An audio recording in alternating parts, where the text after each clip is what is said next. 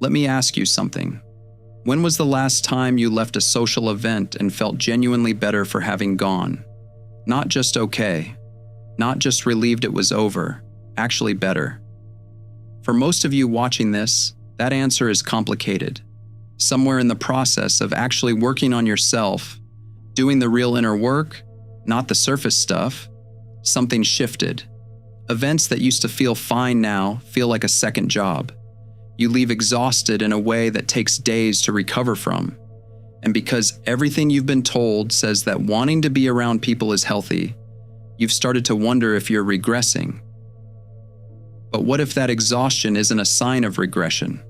What if it's the clearest signal your psychology has ever sent you? And if this has been going on long enough, you may have already started to notice which relationships couldn't survive the change. We're going to talk about why that happens and what it actually means. Today I'm going to give you the exact name for what you've been experiencing, why it happens specifically to people who've done genuine inner work, and here's the part most videos skip, what it's already costing you in specific relationships and what to do about it. A reader described it to me like this: I did everything right, therapy, inner work, got my life together. And then I realized I didn't want to go anywhere anymore, and I thought I was falling apart. Here's what's actually happening. You know the vocabulary of healing. You dismantled your toxic patterns. You traced your attachment wounds back to their origin. You sat with the grief that most people spend decades running from. You did the work. But the reward for this work wasn't a sudden love for humanity. It wasn't a deeper hunger for connection. It was a profound, heavy desire to simply be left alone. And this terrifies you, because the ego assumes healing means perfect social adaptation. You're supposed to emerge from the inner work radiant, available, magnetically warm. Jung knew otherwise. He knew the first fruit of genuine psychological development was far less comfortable than anyone advertises. Psychologists call this high sensory processing sensitivity. It affects roughly 15 to 20% of the population, and it changes how the nervous system handles social input. One citation. I won't dwell on it, but remember those words. Because what you've been calling exhaustion has a biological architecture, but the reason you feel this physical drain has nothing to do with being an introvert. A specific capacity changed in you, and it changed at the level of perception. You used to take people at face value. Someone said they were fine and you believed them. Someone made a joke and you laughed. Someone told you a story about their weekend and you took it at the surface. Now you can't. Now you walk into a room and immediately feel the architecture underneath the performance. You see the insecurity driving the boast. You see the resentment masked as a joke. You sense the desperation hiding behind the generosity. You didn't become antisocial. You gained the burden of accurate sight.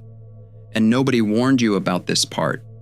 Nobody told you that the consequence of becoming psychologically literate is that you can never again sit in a room full of people and simply relax. Because relaxation requires a certain blindness. It requires the ability to take the surface at face value. And that ability, once dissolved, does not return. Accurate sight in a world built on mutual pretending is profoundly expensive to maintain. Every conversation now requires you to hold two realities simultaneously. The surface reality everyone else is participating in, and the actual reality unfolding beneath it, the one nobody wants acknowledged. You are faking normalcy while your nervous system is screaming that the room is full of contradictions nobody is willing to name. This is what Jung meant when he wrote that the man who has attained consciousness of the present is solitary, that every step toward fuller consciousness removes him further from his original participation mystique with the herd. Every step forward means tearing oneself loose from the maternal womb of unconsciousness in which the mass of men dwells. He was not writing metaphor. He was writing diagnosis. Picture this. You are sitting at a dinner table. The wine is pouring. The conversation is light, easy, performative. Everyone is having a wonderful time. Everyone except you. Your nervous system is vibrating, not with anxiety, with information. You are simultaneously processing the host's desperate need for control in how she arranged the seating, the passive-aggressive tension between the couple across from you who haven't looked at each other in 40 minutes, the way the man at the end of the table keeps redirecting every conversation back to himself because his self-worth collapsed 6 months ago and nobody noticed. You hear the venom beneath the joke. You feel the manipulation inside the compliment. You see the performance in the laughter, and you are the only person at that table not pretending it's genuine. By the time you get to your car, you feel like you've been hit by a truck. Your body aches. Your thoughts are tangled. You need 2 full days to recover from a dinner that everyone else will describe as lovely. And the worst part isn't the exhaustion. The worst part is that you can't explain it. If you tried to tell someone what happened at that table, they would look at you like you were making it up. It was just dinner. And you would nod. Because the gap between what you experienced and what everyone else experienced is now so wide that explaining it would take longer than the dinner itself. So you stop trying, and the not trying becomes its own kind of loneliness. What your body is actually experiencing in these moments is a highly specific psychological phenomenon. I call this perceptual overload. Jung described a phenomenon he borrowed from the anthropologist Levi Bruhl called participation mystique. He defined it precisely. It is an unconscious identity in which 2 individual psychic spheres interpenetrate to such a degree that it is impossible to say what belongs to whom. Read that again. 2 psychic spheres interpenetrating, the boundaries dissolving, your emotional field merging involuntarily with the unprocessed interior of every person in the room. When you are around people who lack self-awareness, their unacknowledged shadow bleeds into your perceptual field. Their repressed anger, their unexamined grief, their desperate need to be seen without doing the work of seeing themselves. All of it floods into the space. And if your perception is awake, your nervous system is forced to metabolize material that doesn't belong to you. That is why social events feel like a second job. You are not socializing. You are processing the collective's unintegrated shadow. And this is where the real isolation begins. Because once your perception sharpens to this degree, you begin to recognize a truth about the social contract itself that you cannot unsee. Polite society is entirely reliant on a mutual agreement to ignore reality. Every dinner party, every workplace interaction, every family gathering, the entire architecture of social cohesion is built on one unspoken rule. Do not say what you actually see. Do not name what is actually happening. Do not disturb the shared hallucination. The group does not want your presence. Not really. They want your complicity. They want you to see the same distortions they see, to laugh at the same lies, to participate in the same denial. And the moment you stop performing that agreement, you become a threat. Not because you've done anything aggressive, but because your silence, your refusal to participate in the pretending, confronts them with a mirror they did not ask for. You've felt this. You've sat at a table and said one honest thing, accurate but inconvenient, and watched the entire group shift. The temperature dropped. Someone changed the subject. Someone laughed too quickly. And you understood, in your body before your mind caught up, that the group was not angry at what you said. They were angry that you broke the agreement. You reminded them that the hallucination was optional. And that is the one thing the collective cannot forgive. And this is where you hit the wall. You are forced into an absolute corner, and there are only 2 options. Option A, you mute your perception. You play dumb. You laugh at the joke that isn't funny. You pretend the hostility isn't there. You shrink your awareness to fit the room, and you betray your own psychological integration to keep the peace. Option B, you refuse to read the script. You honor what you see. You remain honest in a room that has unanimously voted for dishonesty. And you accept immediate, quiet social exile. There is no option C. There's no version of this where you get to be awake and comfortable at the same time. There's no hack, no boundary-setting trick, no communication strategy that allows you to perceive accurately and still fit seamlessly into a group that requires inaccuracy to function. And facing this absolute trap forces you to make a decision that will permanently alter the landscape of your life. But here's the part nobody talks about.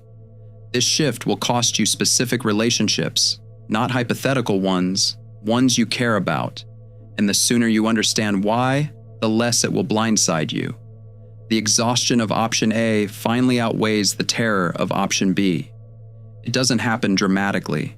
There's no announcement. There's no confrontation. You simply stop showing up. You decline the invitations. You let the calls go to voicemail. You stop explaining yourself, because every explanation is met with the same bewildered stare. You let them think you're boring. You let them think you're cold or difficult or going through a phase. You are going through a phase. You're going through the only transition that matters. And unlike every other transition you've survived, this one has no support group, no vocabulary the culture recognizes, and no one standing on the other side telling you it worked out. Jung called the development of personality a vocation, not a hobby, not a self-improvement project. A vocation, one that acts like a law of God from which there is no escape. And the first demand of that vocation is the conscious and unavoidable segregation of the single individual from the undifferentiated and unconscious herd. Segregation. He chose that word with surgical precision, not distance, not preference. Segregation. A structural separation that cannot be reversed by willpower or guilt. If what I've described so far has been uncomfortably accurate, type the word awake in the comments. Just that. I'll know what it means. The collective calls what you're doing withdrawal. The culture calls it depression. Your family calls it worrying. Jung called it the necessary incubation of the self. It's 9 p.m. on a Saturday. Your phone has 3 unanswered texts about a party across town. You're sitting in a room that most people would call empty. The noise is gone, the stimulation is gone, the performance is gone. But the room isn't empty. You are processing. You are pulling your psychic energy inward because there is a deeper structural mutation occurring that requires every resource you have. The images that surface in solitude, the memories that rearrange themselves, the dreams that become suddenly coherent. These are not symptoms of avoidance. They are the raw materials of individuation. You are not hiding from life. You are building the interior architecture that will eventually allow you to meet life without losing yourself inside it. And this is a distinction the culture refuses to make. The culture has one category for the person who retreats from the world, and it calls that category broken. It does not distinguish between the person who retreats because they are afraid of being seen and the person who retreats because they have finally seen clearly enough to know what the noise was costing them. These are opposite movements wearing the same outward appearance. One is collapse, the other is consolidation. And the collective cannot tell the difference because the collective has never valued the interior enough to learn. And then the paradox locks into place. When you were surrounded by people, performing the mask, adapting your frequency to the room, you were entirely, agonizingly alone. You were surrounded by faces and none of them were seeing you. Because you weren't showing them you. You were showing them the version of yourself that kept the contract intact. Now, sitting in a silent room at 9 o'clock on a Saturday, you experience something you did not expect. A strange, dense presence. Not loneliness, the opposite of loneliness. The emptiness had become populated. Jung once wrote in a private letter that it is only the man who is really capable of being alone and without bitterness who attracts other people. Then he doesn't need to seek them anymore. They come all by themselves. That is not poetry. That is precision from a man who spent 50 years studying the architecture of the psyche. You are not lonely in your aloneness. You are becoming dense enough to generate your own gravity. But the moment you choose the silence, a new psychological weapon is deployed against you: the guilt. It arrives on Friday nights when the world seems to pulse with connection and you are sitting in a dark apartment with a book. It arrives when your mother asks why you never come to dinner anymore. It arrives when you scroll through the evidence that everyone else is participating in life while you apparently have opted out. So you need to answer a question honestly, and the answer will determine everything. The Alchemist's Path was written for exactly this stage. It gives you Jung-based perception training, somatic awareness drills for empaths in the integration phase, and 3 exclusive chapter videos that go deeper than anything on this channel. 236 pages. Downloadable now at thesurrealmind.com. Are you isolating out of fear, or are you isolating out of wholeness? Here is the diagnostic. If you are withdrawing because the world terrifies you, because failure terrifies you, because intimacy terrifies you, and the solitude is a bunker you've built to avoid being seen, that is neurosis. That is the shadow using isolation as a defense mechanism, and it requires confrontation, not permission. But if you are withdrawing because the noise of the collective disrupts the quiet, objective authority of a voice that has only recently become audible inside you, if the solitude is not an escape from life, but a precondition for the only kind of life that no longer insults your intelligence, that is individuation. The difference between these two states is the difference between hiding and arriving. And if you genuinely don't know which one you're in, that uncertainty is worth taking to someone you trust. A therapist, a friend who tells you what you need to hear, not what you want to hear. The individuated psyche is not afraid of outside perspective. It welcomes it. Here's how you can start to tell. The person hiding in neurosis feels smaller the longer they're alone. The walls close in. The self-talk grows vicious. The isolation feeds on itself and produces only more fear. But the person consolidating in individuation feels something entirely different. They feel quieter, steadier. The inner voice becomes clearer, not louder. They do not dread the silence. They defend it. They protect it the way you protect a wound that is finally healing, because they have learned through experience nobody gave them permission for, that the silence is where the only honest conversation in their life takes place. And when you stop performing, when you stop shrinking your perception to fit rooms that were never built for the size of your awareness, a shift begins that no self-help book prepared you for. The right people appear, not because you went looking, not because you followed a strategy, but because the weight of a person who is genuinely at home in their own silence is, it turns out, extraordinarily rare. And other people who have done the same work can feel it. The signal is almost always the same. You leave the conversation feeling more like yourself, not less. You said the unfiltered thing, and they didn't flinch. You didn't have to manage anything. You didn't have to translate your interior experience into language simple enough to be acceptable. You were simply met, and you realized, possibly for the first time, that this is what connection actually is. Not the theater of closeness, not the negotiation of personalities, not the mutual agreement to pretend, but the experience of being accurately witnessed by another human being who has paid the same price you've paid for the privilege of honesty. The network shrinks to a fraction of its former size, but its density, its authenticity, its capacity to hold weight becomes absolute. 3 real connections replace 30 performed ones.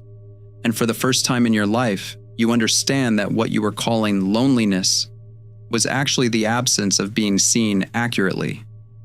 You were never lonely for people. You were lonely for truth. But I have to tell you a truth that will hurt. And I'm not going to soften it, because softening it would be a disservice to the work you've done. Some relationships will not survive this, not because those people are bad, not because they failed you, but because they only knew how to connect with your persona. The mask was the relationship. The performance was the currency. And when you stopped performing, the relationship lost its medium of exchange. You will watch people you loved quietly exit your life, not with anger, but with confusion. They won't understand what changed. They'll say you changed. And they will be right. You did change. You became real. And they were in love with the arrangement, not the person. And this grief is unlike any other grief you've experienced, because you can't even fully explain what you lost. You didn't lose a person. You lost a version of reality in which that relationship made sense. The person is still alive. They're still out there. But the bridge between you was built on a version of you that no longer exists, and you cannot rebuild it without dismantling the very thing that made you whole. That is not a failure of relationship. It is the tax on becoming conscious, and it is non-negotiable. So what do you actually do with all of this? Let it breathe for a moment, because this point where popular psychology usually hands you a 5-point practical listicle. They tell you to set boundaries. They tell you to take bubble baths. They tell you to recharge your social battery, communicate your needs, and find your tribe. But the individuated psyche does not operate on generic life hacks. It operates on laws. And the laws are not negotiable. The first law is this: you do not owe your presence to anyone whose unconsciousness drains it. Not your mother, not your partner, not your oldest friend. Obligation is the language of the herd. Devotion is the language of the self. Learn to tell the difference. The second, stop translating yourself. The compulsion to make your inner experience palatable to people who haven't done the work is itself a form of self-abandonment. Speak precisely or remain silent. Both are more honest than dumbing yourself down to keep the room comfortable. The third, protect the silence, not as retreat, not as avoidance, as practice.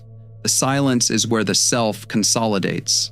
Every hour you surrender to noise you cannot metabolize is an hour stolen from the only project that matters. The fourth, trust the gravity. You do not need to seek connection. You need to become the kind of person whose stillness is magnetic. The people capable of meeting you at the depth you now require will arrive. They always do. But only after you've stopped auditioning for everyone who can't. And the fifth, the one that matters most, stop pathologizing the quiet. The culture will tell you that spending a Saturday night alone is a symptom, that canceling plans is avoidance, that preferring your own company to a room full of acquaintances is a disorder. Refuse this. The quiet is not a symptom, it is the soil, and everything that will grow in the next chapter of your life is germinating in exactly the stillness you've been taught to be ashamed of. The guilt you feel for wanting to be alone is the dying echo of the herd trying to call you back to sleep. It is not a signal of malfunction. It is the final protest of a system you have outgrown.